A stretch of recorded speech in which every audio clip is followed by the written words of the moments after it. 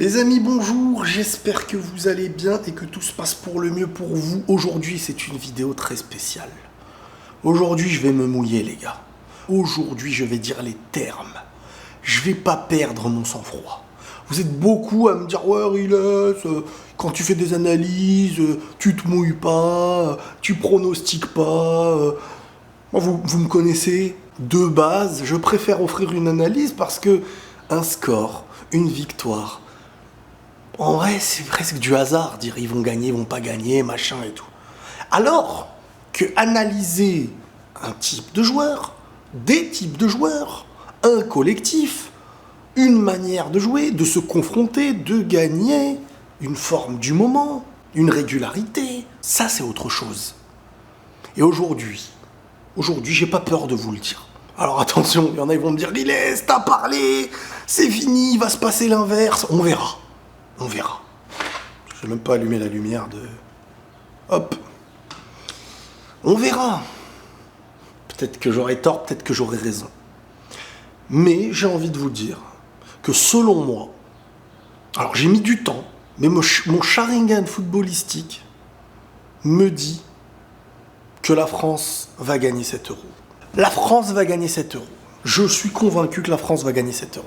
La France est une équipe qui va très souvent dans le dernier carré. La France est une équipe qui ne plaît pas toujours dans son football. Mais bon, plaire à qui, pourquoi, etc. Ça c'est un autre sujet, vous me connaissez. On va l'aborder, il n'y aura pas de problème, on a le temps. Cette équipe de France a vraiment un milieu solide et une défense très solide. Ça, c'est le grand point fort. Grand gardien, grande défense, confiance défensive et confiance de solidité. Le problème, il est offensif. On va aborder les thèmes. Griezmann contre Deschamps. Griezmann est devenu un joueur qui, de base, était un milieu qui aidait.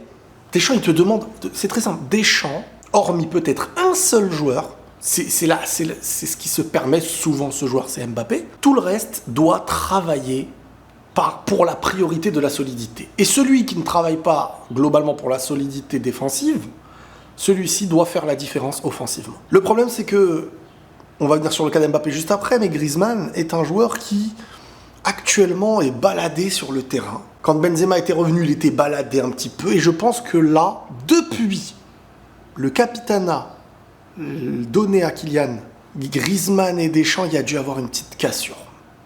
Il paraîtrait peut-être que Griezmann sera remplaçant contre l'Espagne. Alors, en soi, pour moi, je vais vous dire, Mbappé peut être remplaçant. Si ça dépend de moi, Mbappé, je peux le mettre remplaçant. Et Griezmann, je peux le mettre remplaçant. Non pas parce qu'ils sont mauvais. Enfin, en ce moment, ils ne sont pas bons. Mais plus dans le sens où, en rentrant, ils vont donner tout à 100%. Alors, on pourrait se dire, ils pourraient le faire dès le début de match. Mais je pense que c'est actuellement des joueurs qui sont en dessous de la forme physique moyenne. Et j'ai vraiment le sentiment qu'il ne déstabilise pas grand-chose en ce moment. Mais voilà, Kylian, c'est le capitaine, c'est le joueur qui a un petit peu plus ce truc dans l'esprit de l'adversaire de pouvoir les perturber sur une accélération, sur une action, et qui fait jouer l'équipe d'en face de manière un peu différente. Là où Griezmann, honnêtement, ce qu'on lui demande est beaucoup plus défensif, et il fait un euro qui est quand même aussi très très compliqué. J'en ai entendu dire, mais il ne donne pas assez de temps de jeu à Giroud, etc. Je pense que Giroud, le peu de temps de jeu qu'il a eu, n'a pas convaincu. Il n'a pas convaincu Giroud, mais au-delà de ça, Giroud, c'est pas un joueur qui... Faut pas l'oublier cet aspect-là. C'est pas un joueur qui... Voilà, c'est un joueur qui attend haut. Le problème, c'est que là, t'as un Mbappé aussi qui est rincé physiquement, qui est vraiment, mais là, dans la pire forme que j'ai pu voir de Kylian, mais qui lui aussi n'est pas dans ce repli défensif. Donc, si tu mets Giroud et Kylian, tu perds 2 joueurs face à une équipe d'Espagne qui aura le ballon. Ça n'a aucune cohérence. Là où un Thuram et un Kolo Muani, tu peux leur demander de courir, tu peux leur demander de revenir, tu peux leur demander de presser, tu peux leur demander... Beaucoup de gens disent oui, mais Thuram et Kolo Muani ont plus de temps de jeu que Giroud. Ouais, mais c'est pas parce que ils sont meilleurs offensivement qu'ils ont plus de temps de jeu. Offensivement, le coach compte sur Griezmann de base avec Kylian. Il compte pas sur Thuram pour faire gagner les matchs. C'est triste, mais c'est une réalité. Thuram, Kolo Muani et tout, alors ils peuvent te faire gagner, hein. Mais eux, tu te dis, voilà, ils vont accompagner. Ils vont faire un travail collectif. Deschamps, il réfléchit pas défense pour défendre, milieu pour construire, mais en même temps défendre, attaque que pour attaquer. Deschamps, c'est collectif, priorité à l'italienne, solidité, ne pas encaisser. Si personne peut te battre, tu as plus de chances de les battre. Mentalité d'aider. On ne te bat pas, on aura les individualités qui feront le détail pour gagner. Parce que nous, on ne nous bat pas, mais nous, on arrive toujours à en battre. Besoin de but, CSC ou pas, allez, on prend. Tu gagnes cette saison sans aucun but et tu sors l'euro gagnant. Finito sur le livre d'or, c'est marqué France Euro, Deschamps, c'est la fête, les joueurs c'est la fête, en France c'est la fête, et la saison reprend derrière. Hein. On va pas dire ouais, mais. Il n'y aura pas de mais. Une équipe rincée physiquement a besoin pour Deschamps en priorité d'être solide et de ne pas encaisser. Plaire aux yeux des gens, c'est pas son problème. C'est pas son problème. Par contre, s'il sort, il sera face à la critique. Tu n'as pas offert de beaux jeux et à la fois, tu n'as pas gagné. Donc, à quoi ça a servi? Ça, c'est ce que on pourra, ou les gens pourront lui dire. Moi, je ne m'arrêterai pas sur ça parce que il a quand même fait beaucoup de grandes choses avec l'équipe de France. Hein. Les gens peuvent... J'aime pas l'ingratitude. Moi, je suis désolé, les gars, j'aime pas l'ingratitude. Vouloir la gagne, vouloir le beau jeu, vouloir que les joueurs soient pas fatigués, vouloir et se comporter. Là, je vois de plus en plus de journalistes. Franchement, je suis déçu. J'ai l'impression que c'est nouveau, en fait. Avant, j'avais pas l'impression qu'il y avait autant de... aigri pour être aigri. Oh, c'est dégueulasse. Oh, c'est pas beau. Oh, c'est... Mais si t'es éliminé, la personne vient dire « Ouais, mais Deschamps jouait bien avec Benzema, machin et tout. » Bah non, parce que t'as perdu. Les gens, ils se rappellent pas quand tu perds.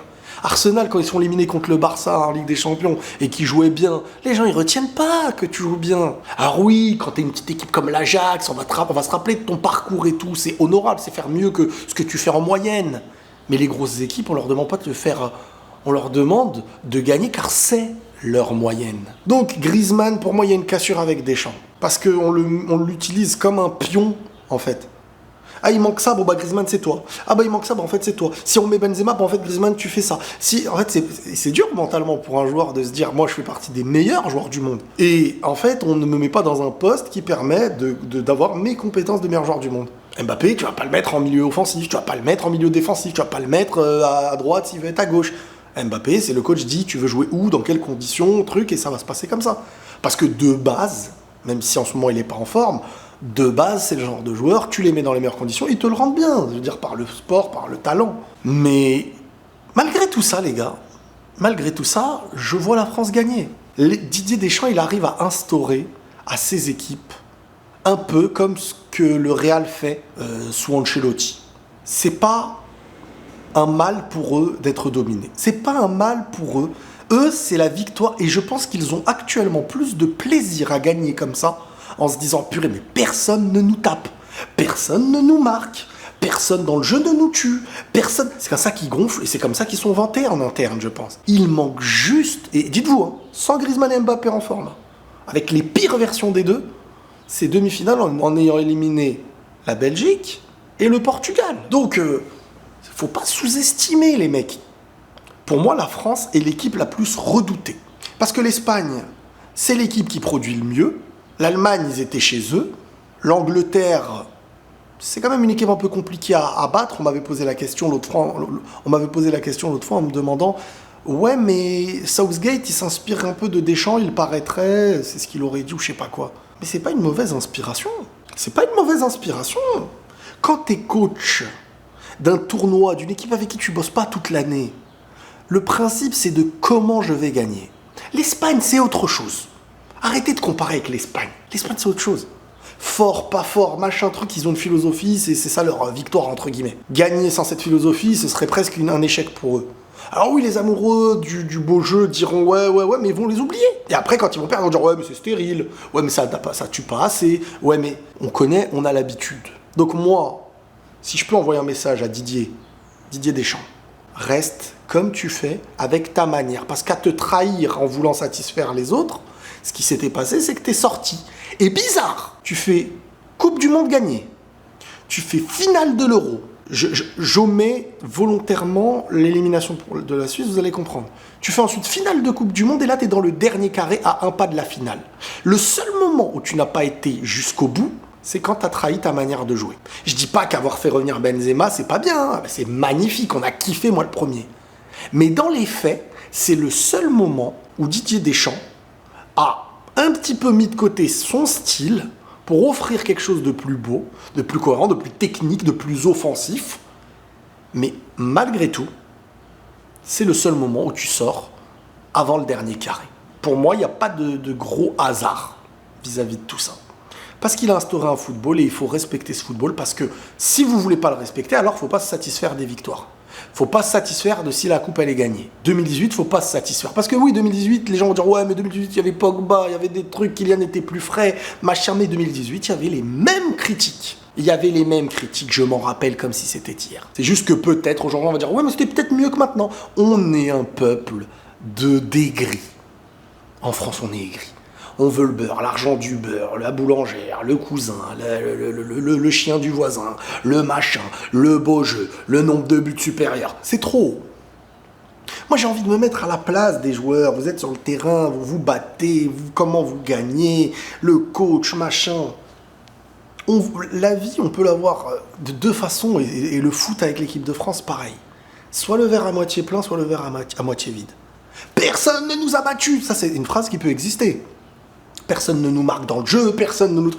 Et de l'autre côté, ouais, mais offensivement, personne ne marque, etc. Oui, mais marquer sert à gagner. Donc tu as rempli ce qu'il fallait quand tu as gagné. Parce que si c'est ton gardien qui met une tête sur un corner, t'as gagné. Si c'est un CSC, c'est que tu l'as, c'est que tu as été le chercher. Par contre, si tu n'as pas encaissé, c'est que tu auras été solide et que personne n'a réussi à te vaincre. Si un combattant, personne ne le met KO et que lui, il te soumet à chaque fois, il te met peut-être aucun coup de poing, mais il a gagné. S'il gagne toute sa vie au point, il a gagné. Moi, c'est ça que j'ai envie d'instaurer dans l'esprit des gens.